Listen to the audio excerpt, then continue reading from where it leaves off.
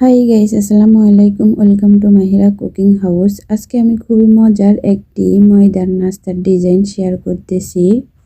খুবই সুন্দর leaf design, এটা দেখতে খুবই সুন্দর লাগতেছে। আর যারা দেখবে তারা এক পিস হলেও মুখে দিতে বাধ্য হবে। খুবই কালারিং একটি ময়দার নাস্তার রেসিপি। আমি এভাবে লিফ করে সবগুলো ডিজাইন তৈরি করে নিয়েছি। দেন আমি গরম তেলে এগুলারে ফ্রাই করে নেব 500 মিনিটের মতো। গরম তেলে 500 মিনিট এভাবে ফ্রাই করার পর যখন মুচমুচে হয়ে যাবে আর কালারগুলো যখন চেঞ্জ হয়ে যাবে, এই পর্যায়ে আমি তেল ঝরিয়ে উঠিয়ে রাখবো। আর এই নাস্তাটি 1 মাস পর্যন্ত রেখে এয়ারটাইট বক্সে ঢুকিয়ে খেতে পারবেন।